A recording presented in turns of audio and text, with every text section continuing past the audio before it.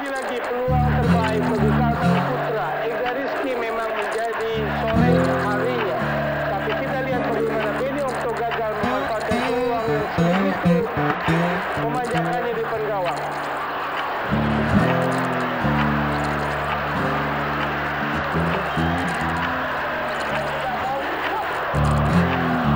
Dia semakin menggelora di Maguwo Harjo. Dan tentunya para penonton juga bereaksi tidak hanya dengan tercetaknya gol, namun aksi menawan dari segi defense satu jaga gawang yang berkali-kali memecahkan peluang dengan penyelamatan gemilang. Upaya dari Ega Rizky. Marzuki di posisi yang sangat tepat. Marzuki. Tengah masalah.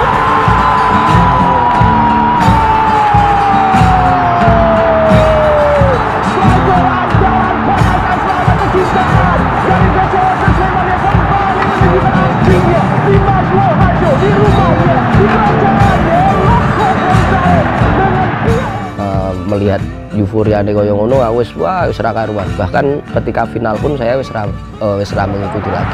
Hampir saja dari terlepas. Mana Muslim Rifa Lastari. Kan oleh Aditya Putradewa dari kemampuannya mengambil set piece bagi PSS Sleman. Berbahaya. Position penjaga gawang perlahan siapa lagi kalau bukan Christian Eloko Gonzalez dengan gol keduanya membuat PSS Sleman semakin nyaman dan gas penuh menuju Liga. Rasane kaya wong wareg tanpa madang. Dadi reso diceritake saking senenge bunga, euforia, seneng-seneng dan bangga lah.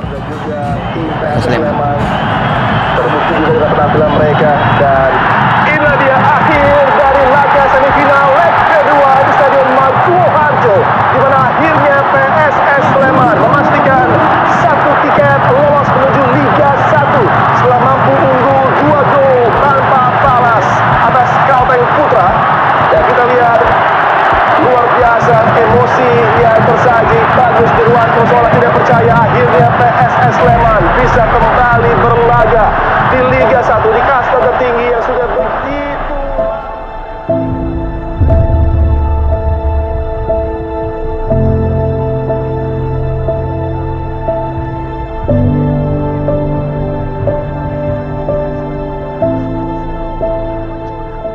Jadi rasanya campur aduk antara seneng, haru, sakit, loru, dan macam-macam lah mas.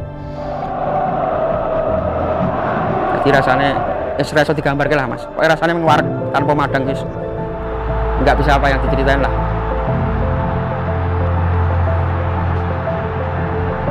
Waktu malam itu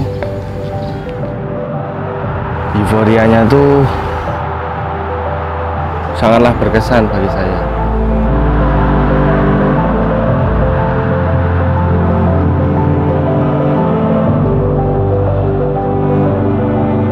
Sebelum semifinal tuh beberapa bulan sebelumnya saya kena masalah, jadi harus dalam bui. Jadi proses perjalanan menuju semifinal tuh saya nggak begitu mengikuti langsung, cuman mengikuti dari berita-berita. Kalau yang lain mungkin ngerasain euforianya di dalam stadion, saya euforianya di dalam sel 6x4 lah.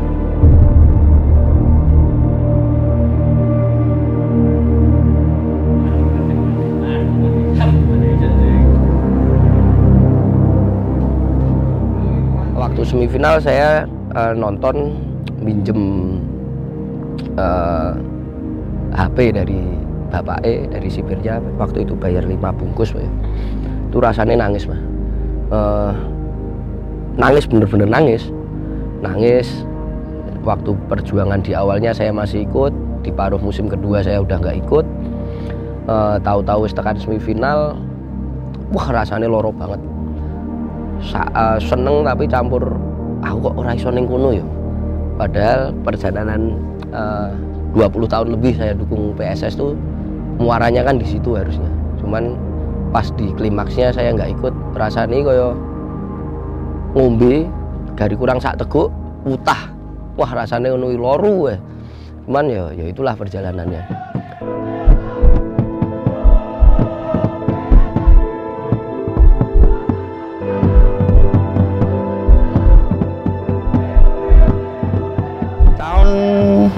sekitar 98 Mas. Waktu eranya Pak Dedi Umarela, Pak Sabto dari Gunung Kidul. Waktu itu diajak sama teman sekampung saya.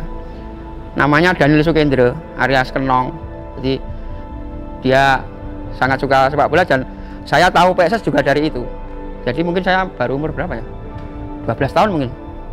Setelah 2006 mungkin semakin akrab dan saya ketemu Mas awal itu tahun 2003. Waktu away di Persita Tangerang. Dan kita berangkat cuma 10 orang. Slemannya nggak memberangkatkan, tapi saya sama Mas Awal naik kereta, nyewa satu gerbong, terus kita cuma 10 orang. Jadi waktu itu dulu final Divisi 1 ke Tangerang, belum ada Slemania, saya sudah ke sana nonton dengan beberapa teman dari daerah saya.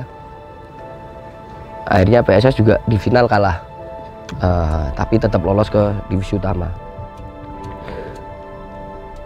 Selepas itu nggak pernah satu pertandingan pun saya lewatkan untuk PSS Sleman, maupun di kandang maupun di tandang, sebisa mungkin saya datang.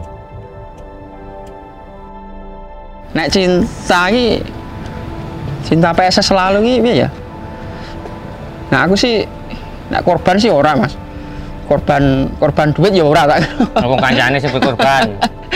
Dulu aku di Sinwa itu di pernikahannya Sinwa, di pernikahan ini Mas Bayu Koncoro itu.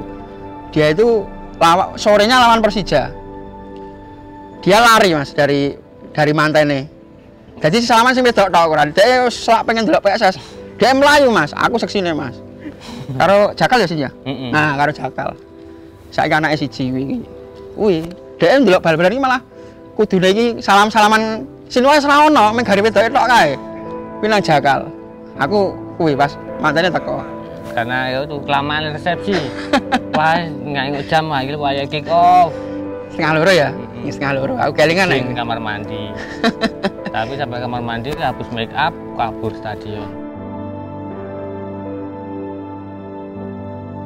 Saking cintanya PSS, pernah gagal dalam rumah tangga karena suruh milih antara PSS apa keluarga. Dan kebetulan waktu itu ya pas mendem ngopo milih PSS. Akhirnya ya talak berapa? Talak tilu. Ya cerai. Oh iya. Emang waktu itu penuh cerita banget gitu loh Mas.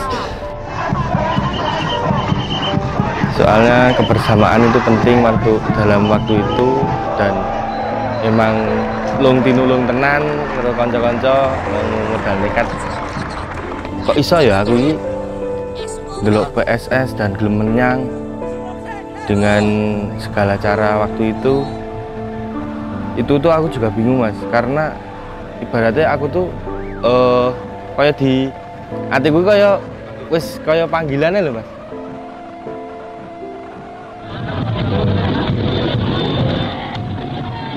Saya pertama masuk stadion itu bingung Mas aku, woroh kiwa tengen ra ngerti apa-apa. Pertama di stadion Tridadi di lor pelengkungan iki Mas. Jadi mungkin belum ada nama Slemania, mungkin itu ada Dragon apa, Eagle Dragon, ada Slemanisti juga di situ. Ada Exan Mania, ada Bareti juga. Mungkin di situ juga ada laskar-laskar yang belum ada nama, pokoknya komunitas sendiri-sendiri lah. Saya kenal PSS waktu saya umur 10 tahun, tepatnya 27 tahun yang lalu. 27 tahun yang lalu, secara nggak sengaja, bapak saya habis ngambil bonggol SDSP itu diajak saya ke sini, Stadion Tridadi ini, nonton waktu itu PSS lawan Persik Gunung Kidul. Waktu itu saya masih umur 10 tahun ya, seneng-seneng baik. Belum berniat untuk jadi supporter PSS. Bahkan waktu itu mimpi saya jadi pemain PSS, Mas. Jadi pemain PSS di usia 10 tahun itu. Makanya saya ikut SSB, sempat main bola, tapi nggak tahu kenapa panggilannya justru di tribun, bukan lagi di lapangan.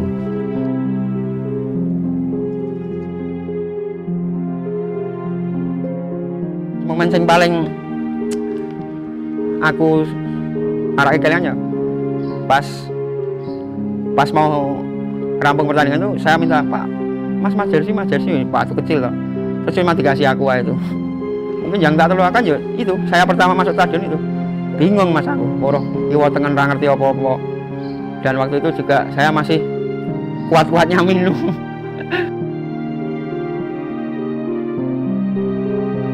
Waktu itu setelah pertemuan pertama saya dengan PSS Sleman, saya selalu mengikuti. Jadi selalu ngajak bapak saya untuk nonton kemari ke Tridadi, nonton latihannya waktu itu di lapangan Kelajoran, di stadion TGP di Gudean. Saya mengikuti pemain-pemainnya, minta tanda tangan pemainnya, meskipun saya nggak kenal pemainnya siapa-siapa. Terus beranjak ke SMP, saya udah mulai nonton bola kemari sendiri sama teman-teman. Waktu itu belum ada Slemania, belum ada PCS. Saya sama teman-teman tuh bikin yang namanya Iksan Mania. Iksan Mania tuh 4 orang kami bikin, dapat togel waktu itu, terus bikin hand banner Iksan Mania, karena waktu itu yang muncul kan Muhammad Iksan. Saya mengikuti itu PSS dari divisi 2B, divisi 2A ke divisi 1. Saya mengikuti terus, meskipun waktu itu kalau bapak saya basicnya nontonnya PSIM, mungkin karena sing cedak nonton gini, saya sering diajak nonton kemari. Ya terus terang cinta pertama saya ke sepak bola ke PSS Sleman. Waktu itu beranjak ke usia-usia itu saya merintis bisa masuk ke tim juniornya PSS, tapi kok rasanya beda dengan di tribun. Saya kembali ke tribun. Beberapa kali saya TC PSS remaja itu saya bolos untuk nonton PSS, untuk jadi supporter PSS. Bahkan sempat dicoret karena saya lebih memilih untuk nonton PSS daripada latihan.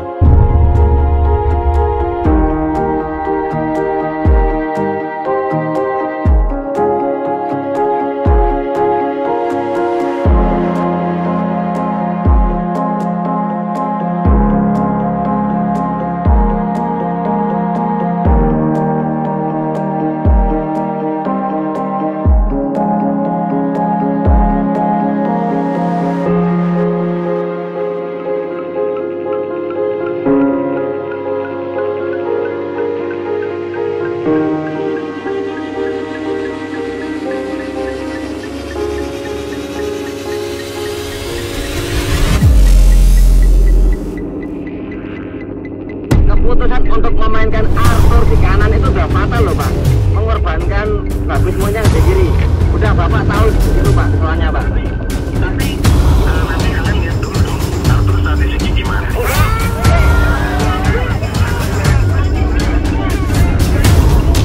Tidak ada keputusan, kita tidak.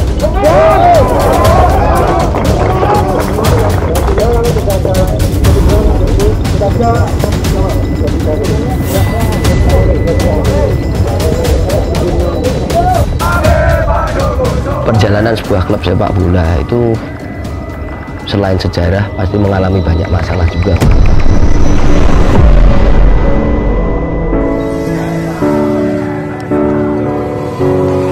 Teman-teman Sleman, semuanya harus bersabar.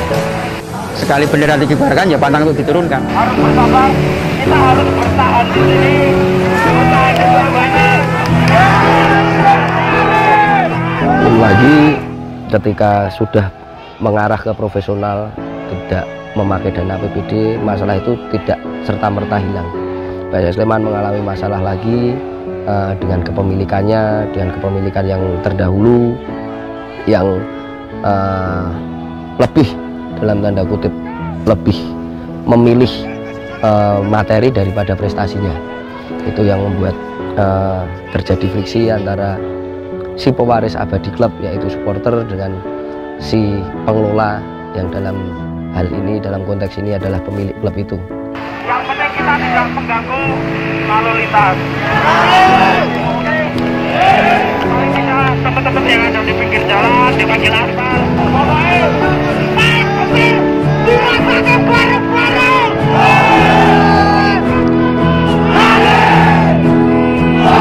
itu tidak terjadi di PSS Sleman aja, di banyak tempat yang notabene timnya adalah ex Perserikatan, juga terjadi seperti itu.